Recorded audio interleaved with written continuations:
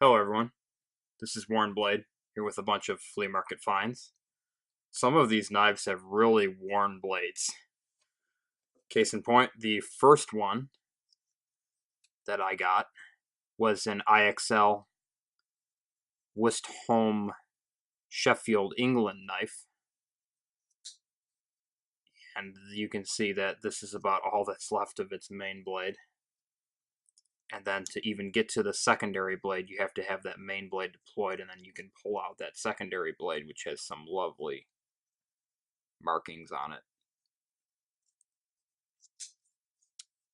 This knife has, looks like nickel silver bolsters, brass construction, and we call this gum fuddy. It's like a rubber material. So that was the first one.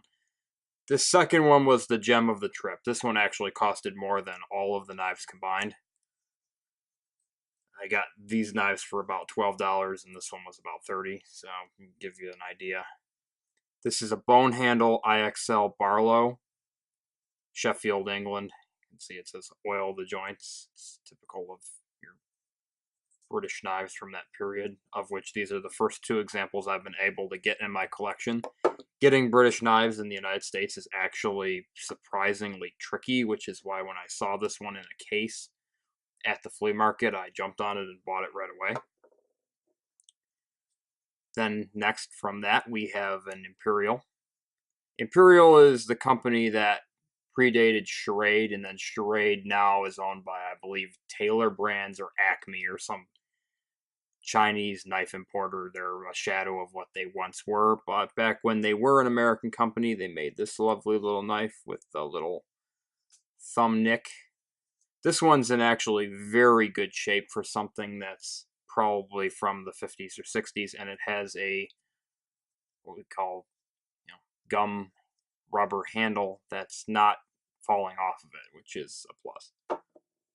After that one, I have this beautiful little Imperial slip joint. This one actually, I believe, has a factory edge. And other than that discoloration on the blade, I think this knife is brand new. If you look really closely, which you won't be able to see in the camera, that edge is essentially not only factory, but it's not rusted or oiled at all. And then you can see from the grind on this little secondary blade here too that this knife has almost no wear other than just from some oil that dried up.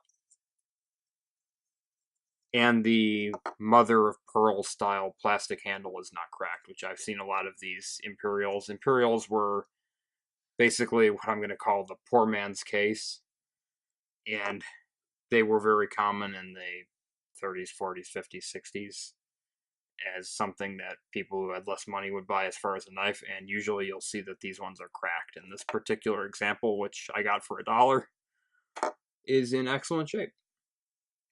Moving on, I have another example of your little Imperial two-blade slip joint. This one is in also quite good shape for something that's probably from the 50s. Although the secondary blade is snapped at the tip, presumably because someone tried to either pry with it or use it as a screwdriver. So that one is another nice little addition to this little flea market collection, although it does have damage on it. Moving on, we have this Victorinox. It's actually a Elinox, and I had to look this one up. That is St. Christopher, and this is the Victorinox Automobile or Motorist, and it was a knife for people who own cars. Apparently this particular implement here was a small screwdriver, which on this knife is broken. And then you just had a few other nice Victorinox tools, like you had your file, which this one is filthy. I actually haven't cleaned any of these knives yet, so they're kind of in their original as discovered at the flea market state. Speaking of which, I have a, I believe, Boker Congress. This thing is really rusted. I picked this one up for $2. It has bone handles and is probably from the 60s. And I expect it'll clean up nicely. At the particular spot where I got this, I was able to open up all 4 blades, but because they're filthy right now, I'm not going to do that.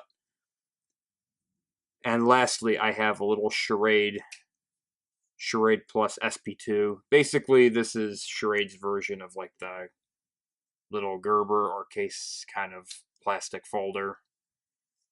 They're nice little things to pick up when they're cheap, and you can, throw them in a little backpack or something, and they're really simple and useful knives. But that's my little flea market haul. I had fun picking these out. As I said, I got this whole collection for less than $12, and I had this one for about $30. I think that this one is absolutely gorgeous, and it certainly makes the day for today. It's the best find of the day. But I was very pleased at this particular find of knives, and I'm glad to show them to you.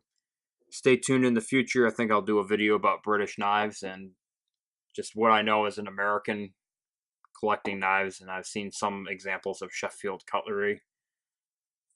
And I really wish that I could collect more Sheffield knives, because at least something like this is excellent quality. I don't know if this is World War II or slightly after the war, but it is easily as nice, or would have been as nice before it was beat on, as say a case or a GEC knife is today.